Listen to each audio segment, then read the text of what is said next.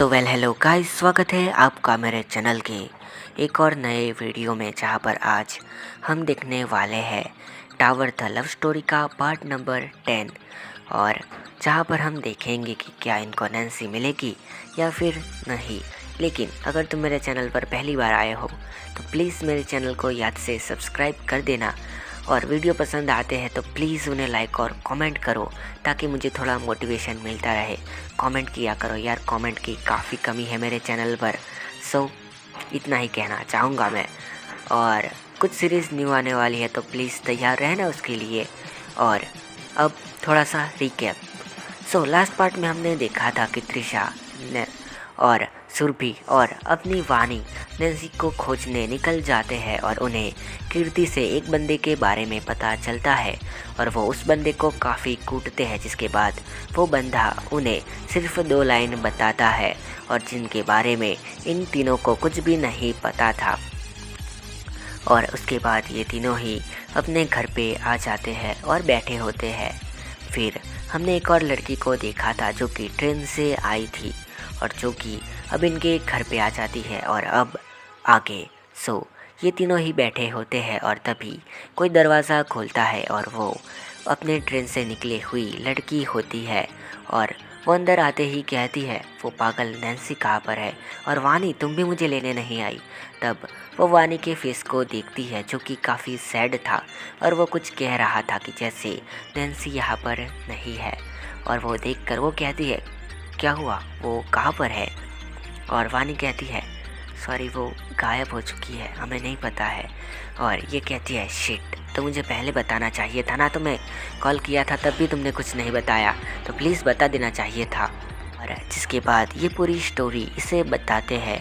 और त्रिशा कहती है, वैसे तुम हो कौन। और रिया कहती है, तुमने मेरे बारे में कुछ भी नहीं बताया वानी।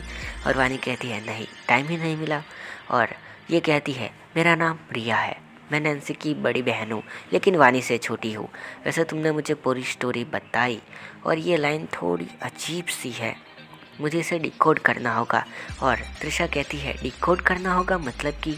और रिया कहती है, डिकोड करना मतलब कि अगर मैं इस चीज़ को काफ़ी डीप तक देखती हूँ और कुछ चीज़ों को अलग करती हूँ, तब हमें किसी जगह के बारे में या फिर किसी भी लोकेशन के बारे में पता चल सकता है जो कि सेम ही है। सॉरी। और फिर ये कहती है, लाओ लाइन दो वो मुझे। और जैसे ही ये लाइन देते हैं तो ये 15 मिनट तक उसे देखती रहती है। और फिर वो कहती है, ओ यार, ये तो कोऑर्डिनेट्स है। और सुरभि कहती है, कोऑर्डिनेट्स वो क्या होता है। और रिया कहती है, कोऑर्डिनेट्स वो होता है जो कि जगह के बारे में बताते हैं, वो भी एग्जैक्ट लोकेशन। और ये कोई लोकेशन बता रहे हैं हमसे नज़दीकी लोकेशन, जो कि 500-600 मीटर दूर है। और ये लोग ये सुन के खुश हो जाते हैं क्योंकि इन्हें यकीन है कि वहीं पर अपनी नैन्सी होगी। बहुत ज़्यादा खुश हो जाते हैं। और त्रिशा तो अपनी रिया को गले से ही लगा देती है। और रिया कहती है, हटो हटो, तुम कौन हो। और तब वानी कहती है, नैन्सी की गर्लफ्रेंड। और त्रिशा कहती है, ऐसा कुछ भी नहीं है। और ये कहती है, अगर ऐसा नहीं है तो तुम गुस्सा क्यों हुई। और ये कहती है, खैर ये सब छोड़ो, हमें नैन्सी को खोजना है, प्लीज़ यार जल्दी चलो। और फिर ये चारों ही निकल जाते हैं उस जगह पर।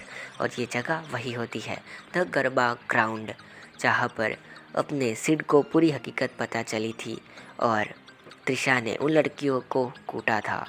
और ये लोग देखते हैं कि यहाँ पर तो कुछ भी नहीं है, मतलब यहाँ पर सब कुछ सपाट होता है सिवाय एक जगह की जहाँ पर वो बैनर लगा हुआ था।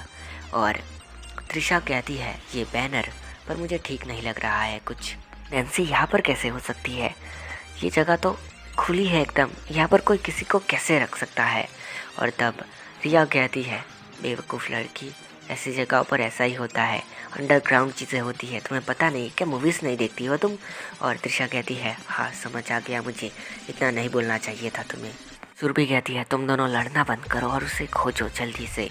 और ये चारों ही पूरे ग्राउंड में देखने लगते हैं कि कोई सीक्रेट जगह है या फिर नहीं, पर इन्हें पहले तो कुछ भी नहीं मिलता है। और फिर त्रिशा कहती है, एक मिनट, वो बैनर, उस बैनर के पास चलो। और ये लोग बैनर के पास जाते हैं और बैनर के आसपास वो ठोका पीटी करने लगते हैं। तब अचानक से कुछ खोखली जगह का एहसास इन्हें होता है और वो उस जगह से थोड़ी सी मिट्टी हटाते हैं तो सच में वहाँ पर एक डोर होता है और ये अंदर जाने ही वाले थे। तभी यहाँ पर सुरभि कहती है, मुझे नहीं लगता कि हमें ऐसे अकेले अंदर जाना चाहिए, हमें किसी को बुलाना चाहिए क्योंकि हम लड़कियाँ हैं और हम शायद आदमी के सामने नहीं जीत पाएंगी अगर वहाँ पर ज़्यादा लोग हुए तो। और त्रिशा कहती है, जैसे कि ये चीज़ अभी है उस हिसाब से मुझे नहीं लगता है कि अंदर कोई होगा क्योंकि ये ऊपर से बंद है, तुम देख सकती हो। और सुरभि कहती है, हाँ लेकिन हमारे अंदर जाने के बाद कोई ऊपर से आ गया तो। और ये कहती है, हाँ ये हो सकता है। त्रिशा कहती है, सिड को कॉल करो। और वो सिड को कॉल करती है और कहती है, हेलो सिड, हमें तुम्हारी हेल्प चाहिए। और सिड कहता है, जो भी हेल्प चाहिए मैं आ जाऊंगा।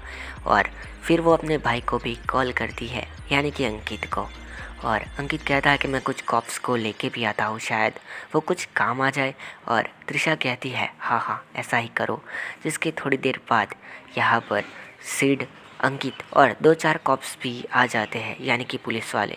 और फिर वो उस दरवाज़े को खोलते हैं नीचे वाले को और वो देखते हैं कि यहाँ पर सीढ़ियाँ नीचे की तरफ जा रही होती है, मतलब कि अंडरग्राउंड टनल जैसा। और वो अंदर जाते हैं पर उन्हें कुछ मिलता नहीं है। और वो पुलिस वाले कहते हैं, बेकार में ही हमारा टाइम वेस्ट कर दिया। और त्रिशा कहती है, शिट, हमने उस बंदे को जाने कैसे दिया, वो पुलिस स्टेशन में ही है ना। और ये कहते हैं, हाँ पर मुझे लगता है कि तुम लोग नाटक कर रहे हो। और फिर त्रिशा ज़ोर से एक मुक्का मारती है दीवार पर, तो वो देखती है कि दीवार भी खोखरी होती है, मतलब कि उसके पास एक और कमरा है और उस दीवार के पास एक तिजोरी होती है।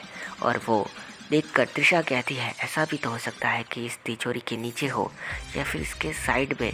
और ये लोग तिजोरी को खोलते हैं लेकिन कुछ भी नहीं था, सिर्फ तिजोरी के अंदर थोड़ी सी जगह थी। और त्रिशा कहती है, हट, ये सब क्या बकवास हो रही है यहाँ पर, हमने कितनी मुसीबत से इसे खोजा है और यहाँ पर कुछ भी नहीं है। और फिर से वो तिजोरी को लात मारती है तो तिजोरी थोड़ी सी दूर होती है क्योंकि वो हल्की सी थी। और वहाँ पर उन्हें एक और दरवाज़ा मिलता है जिसे वो खोलते हैं और वो कमरा पूरी तरह से अंधेरे में भरा हुआ था। और वहाँ पर जैसे ही वो लाइट करते हैं तो देखते हैं कि 25 से 30 लड़कियाँ वहाँ पर बंधी हुई पड़ी है। रिया कहती है, व्हाट द फक, ये क्या है, ऐसा भी होता है क्या। और त्रिशा कहती है, तुम्हें क्या लगता है, चुपचाप जल्दी से पहले नैन्सी को खोजो। और रिया कहती है, तुम इतनी सेल्फिश कैसे हो सकती हो, यहाँ पर और भी लड़कियाँ हैं ना। और त्रिशा कहती है, मुझे फ़र्क नहीं पड़ता, मुझे नैन्सी से फ़र्क पड़ता है। और ये एक एक करके सारी लड़कियों को खोलने लग जाते हैं और वो लड़कियाँ इन्हें थैंक्स कर रही होती है। फिर त्रिशा आखिर में एक लड़की के पास जाती है जो कि बेहोश थी और वो उससे घुमा के देखती है तो ये अपनी नैन्सी होती है। त्रिशा कहती है, नैन्सी नैन्सी खड़ी हो जाओ प्लीज़, उठो। पर नैन्सी होश में ही नहीं थी, उसकी थोड़ी सी आंख खुलती है और वो कहती है, त्रिशा तुम आ गई। और इसका इतना बोलने के बाद वो फिर से बेहोश हो जाती है और अपनी त्रिशा देखती है कि नैन्सी के शरीर पर थोड़े से घाव होते हैं जैसे कि उसे मारा गया हो। खैर, जिसके बाद ये सारी चीज़ें होती है, पुलिस वाले लड़कियों को अपने साथ ले जाते हैं ऑब्वियसली ताकि वो उनको उनके घर पहुंचा सके। और वहाँ पर इन्वेस्टिगेशन होती है कि ये सब कैसे हो रहा है और पुलिस वाले भी इनका थैंक्स करते हैं क्योंकि उनमें से कुछ लड़कियाँ वो थी जो कि कुछ महीने पहले गायब हुई थी। और त्रिशा कहती है, हाँ मुझे भी याद है कि कुछ लड़कियाँ गरबा के दिन गायब हुई थी इसी जगह से और वो इसी जगह पर मिली। काफ़ी अजीब सी चीज़ है ना। खैर, इसके बाद हॉस्पिटल का सीन होता है जहाँ पर नैन्सी अपने बेड में पड़ी होती है। अब हॉस्पिटल का सीन होता है और अपनी नैन्सी बेड के ऊपर बेहोश पड़ी होती है और उसके पास में अपनी त्रिशा बैठी होती है और वो दुआ कर रही होती है कि नैन्सी जल्दी से होश में आ जाए। और तभी वो देखती है कि नैन्सी की आंखें खुलती है और त्रिशा उसके पास जाती है और अपनी नैन्सी को तकिए के ज़रिए बेड पर बिठाती है और वो कहती है, तुम ठीक तो हो ना। और नैन्सी कहती है, हाँ मैं ठीक हूँ, तुम सब ने मुझे बचा लिया। शुक्रिया। और त्रिशा कहती है नहीं नहीं नहीं कोई बात नहीं, दोस्तों में ऐसा चलता रहता है। और तब नैन्सी कहती है दोस्तों में हम दोस्त हैं क्या? और त्रिशा कहती है हाँ हम दोस्त हैं। और नैन्सी कहती है मैंने तो कुछ और ही सोचा था कि तुम मुझे कुछ और ही समझती हो। और त्रिशा कहती है क्या समझती हो तुम मुझे? और नैन्सी कहती है कुछ नहीं, बस एक प्यारी चीज़। और त्रिशा कहती है वैसे मुझे तुमसे एक बात कहनी थी। और नैन्सी कहती है मुझे भी। त्रिशा कहती है ठीक है बोल दो फिर। और नैन्सी कहती है नहीं नहीं तुम बोलो पहले। त्रिशा कहती है नहीं नहीं तुम बोलो। और नैन्सी कहती है चलो एक साथ बोलते हैं। और ये दोनों ही कहते हैं कि आई लव यू। और इतने में अपने त्रिशा का ख्वाब टूट जाता है। वो ख्वाब देख रही थी कि नैन्सी उसे ऐसा कहेगी। खैर फिर सच में अपनी नैन्सी खड़ी होती है और वो कहती है तुम्हारा शुक्रिया। और त्रिशा मन में कहती है जैसा मैंने देखा था वैसा ही हो रहा है, शायद वो कह देगी। और तब नैन्सी कहती है वैसे मेरी बहनें कहाँ पर है? और त्रिशा कहती है उफ तेरी, वो बाहर खड़ी है, बुलाओ क्या उनको? और ये कहती है हाँ हाँ बुलाओ। और फिर रिया और वानी अंदर आते हैं, जिनके साथ सुरभि भी अंदर आती है। और अपनी त्रिशा कहती है मानना पड़ेगा नैन्सी, सुरभि ने आज तुम्हारे लिए काफ़ी अच्छा कदम उठाया। और नैन्सी कहती है क्या किया तुमने सुरभि? और सुरभि पूरी बात बताती है और नैन्सी वहाँ पर हंसने लगती है और कहती है वाह तुमने ये किया मेरे लिए, शुक्रिया शुक्रिया तुम्हारा। और त्रिशा कहती है मुझे तुमसे कुछ बात करनी है। और नैन्सी कहती है अभी नहीं, मुझे थोड़ी कमज़ोरी हो रही है, बाद में बात करेंगे जब मैं घर पे आ जाऊंगी, ठीक है? और त्रिशा कहती है हाँ लेकिन हम अपनी जगह पर बात करेंगे। और नैन्सी कहती है ओके डील डन। जिसके बाद थोड़े दिन बीतते हैं और नैन्सी को घर लाया जाता है। और जिसके अगले दिन पर, मतलब कि जब घर लाया जाता है उसके अगले दिन पर त्रिशा अपनी नैन्सी को लेने आती है और नैन्सी भी उसके साथ रेडी होके अपनी जगह पर चली जाती है, मतलब कि टावर में। फिर ये दोनों बैठे होते हैं और बातें कर रहे होते हैं। नैन्सी कहती है तुम्हें पता है ये सब किसने किया? और त्रिशा कहती है हाँ मुझे पता है, वो कीर्ति ने किया है और मैंने तुम्हें बताया था ना कि सुरभि ने उसे काफ़ी मारा था। और नैन्सी कहती है उफ तेरी, मैं तो भूल ही गई थी वो सब कुछ, वैसे तुमने ये सब किया क्यों? और त्रिशा कहती है तुम्हें नहीं पता है क्या क्यों किया मैंने? और नैन्सी कहती है हाँ पता है, बस मुझे तुम्हारे मुंह से सुनना है। और त्रिशा कहती है क्योंकि, नैन्सी कहती है क्योंकि, और त्रिशा कहती है क्योंकि मैं तुमसे प्यार करती हूँ। नैन्सी कहती है ये कब हुआ, हम तो फ्रेंड थे ना। और त्रिशा कहती है फ्रेंड थे, अच्छा तो फिर तुमने मुझे किस किया था, वो फ्रेंडशिप वाली तो किस नहीं थी। मुझे लगता नहीं है जो तुम सोच रही हो वैसा बोल रही हो। और नैन्सी कहती है हाँ मैं वही कर रही हूँ जो सोच रही हूँ, मैं बोल नहीं पा रही हूँ, बस इतना ही फ़र्क है। वैसे क्या मुझे थोड़ा टाइम मिलेगा ताकि मैं सोच सकूँ कि मुझे तुम्हें डेट करना है या फिर नहीं? और त्रिशा कहती है जितना लेना है ले लो, टाइम टाइम, और फिर मुझे बताना, हाँ बस जवाब हाँ में होना चाहिए। और नैन्सी कहती है हट पागल कहीं की। और फिर ये दोनों नीचे की तरफ जाने लगते हैं। जब नीचे के गेट पर जाते हैं तब अचानक अपनी नैन्सी त्रिशा को पकड़ लेती है और दीवार पे टच करवा देती है। और नैन्सी के हाथ अपनी त्रिशा के गाल पर था और तभी वो उससे किस कर लेती है। और नैन्सी कहती है मेरा जवाब हाँ है। और त्रिशा फूली नहीं समाती है खुशी के मारे। और फिर वो दोनों अपने नैन्सी के घर पे जाते हैं और वहाँ पर वो देखते हैं कि कोई आया हुआ है। और वहाँ पर जो बाइक खड़ी थी वो कुछ जानी पहचानी थी। अपनी त्रिशा कहती है ये तो अंकित की बाइक है, वो यहाँ पर क्यों आया है? और ये लोग अंदर जाते हैं तो देखते हैं कि अंकित वहाँ पर खड़ा है और इनका वेट कर रहा है, बट उसका फेस थोड़ा सा सैड होता है। और त्रिशा कहती है क्या हुआ, तुम सैड क्यों लग रहे हो? अंकित कहता है कुछ नहीं, पापा ने घर पे बुलाया है। और त्रिशा कहती है ऐसा क्या काम आ गया, वो मुझे कॉल भी कर सकते थे ना। और ये कहता है नहीं, उन्हें कुछ ज़रूरी काम है, सिर्फ तुम चाहिए वहाँ पर। त्रिशा कहती है ओके, लगता है कुछ सीरियस मामला है नैन्सी, मैं चलती हूँ। नैन्सी कहती है मैं भी साथ आती हूँ, क्या पता कुछ काम हो।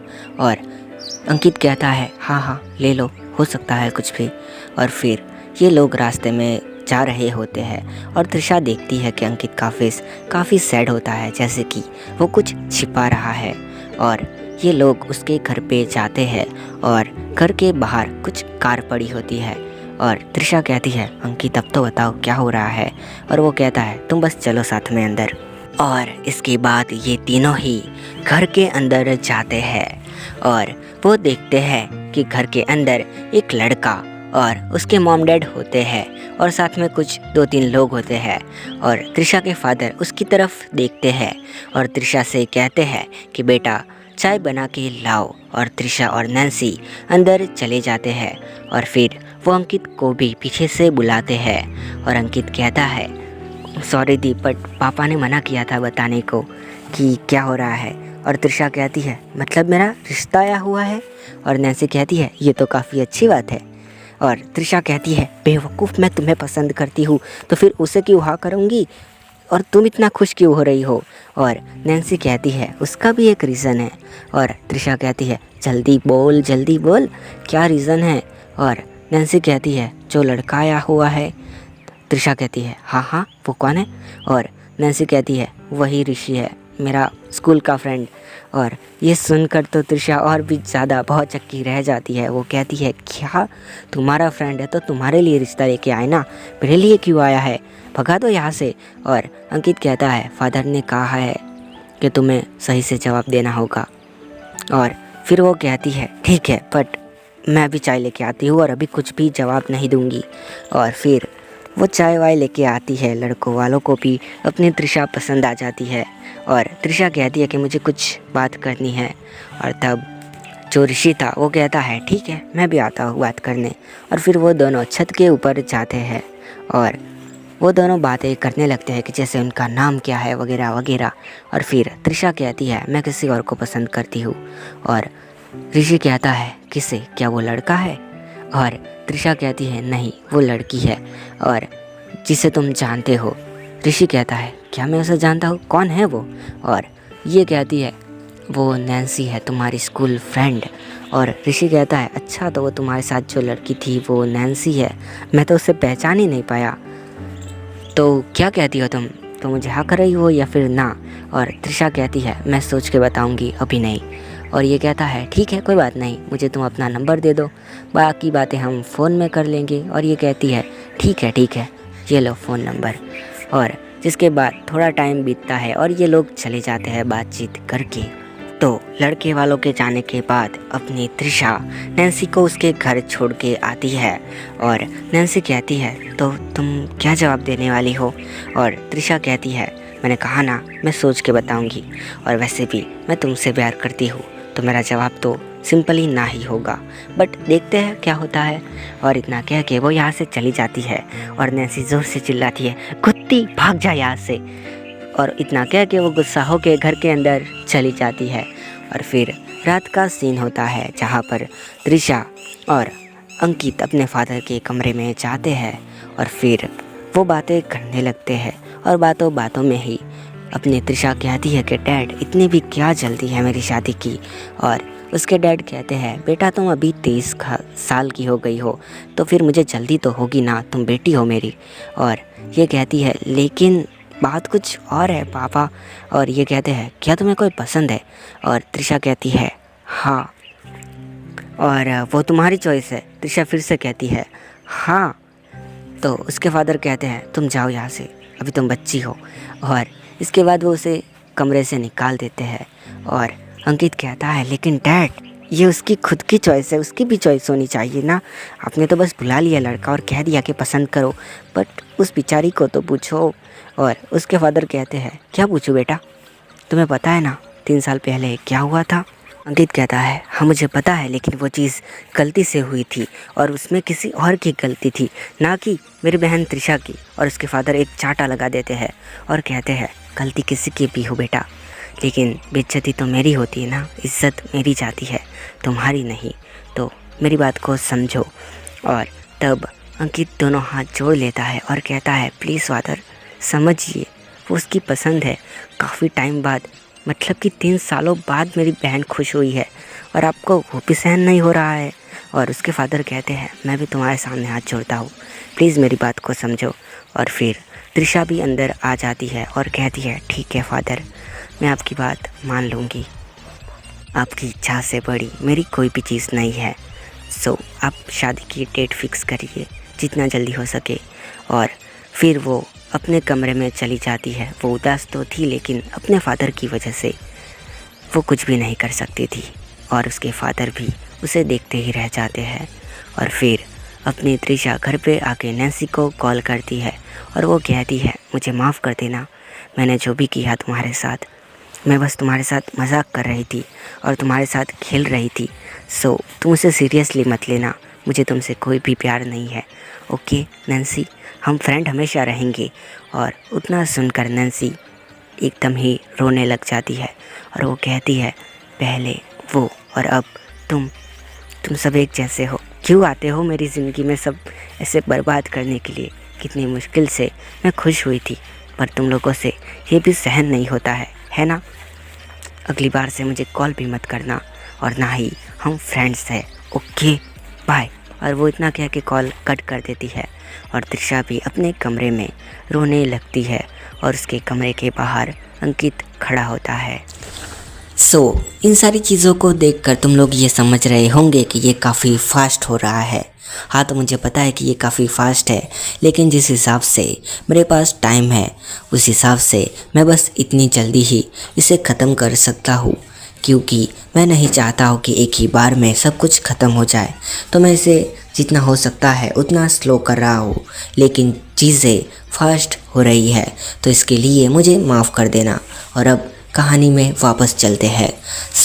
अपना अंकित बाहर खड़ा होता है और वो सोच रहा होता है कि वो अब क्या करे। और फिर वो अपनी त्रिशा के पास जाता है और वो कहता है, क्या मुझे उस लड़के का नंबर मिलेगा?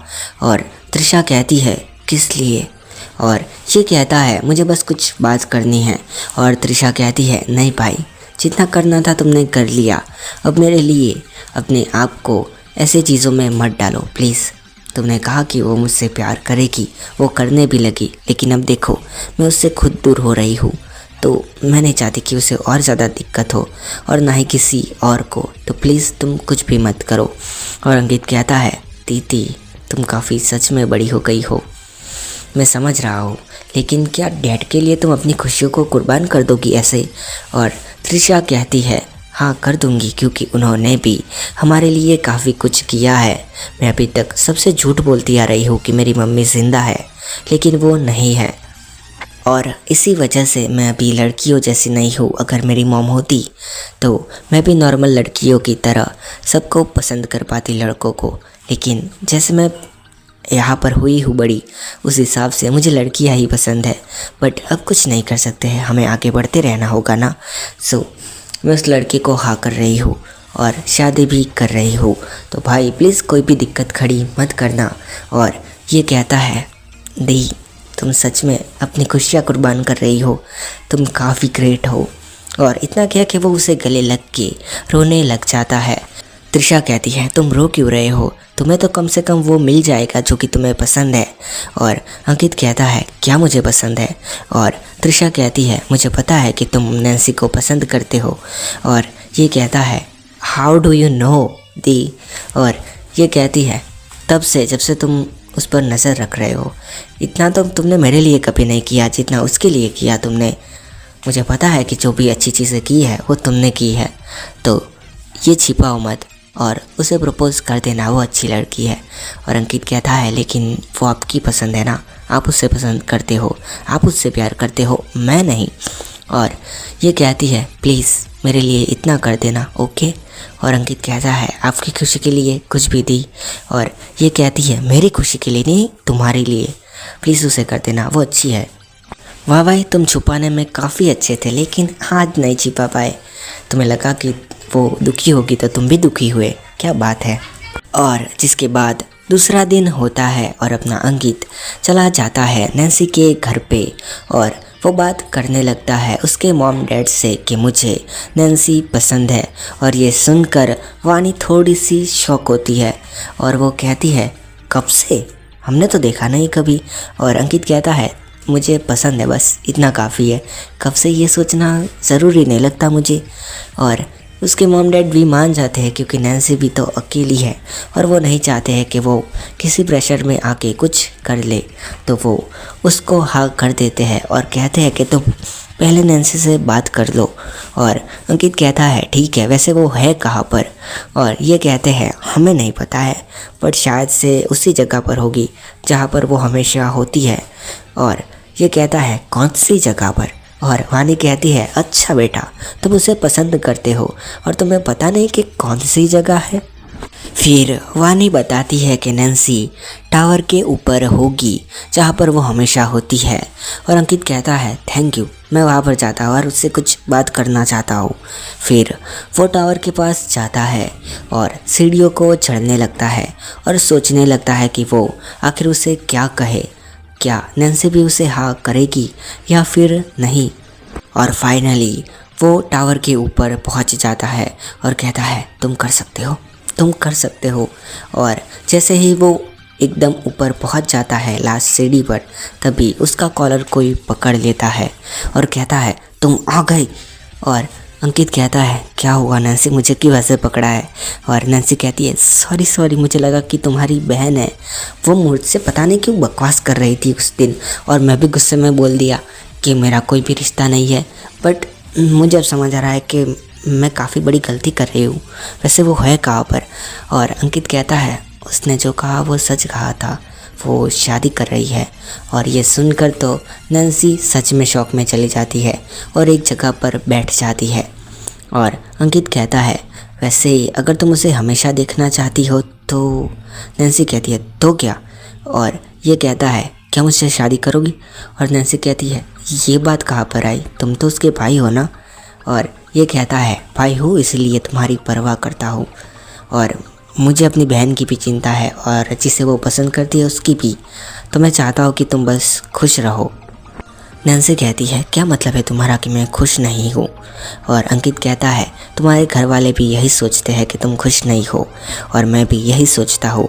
सच बात तो यह है कि मैं तुम्हें पसंद करता हूँ नैन्सी। और नैन्सी कहती है कब से?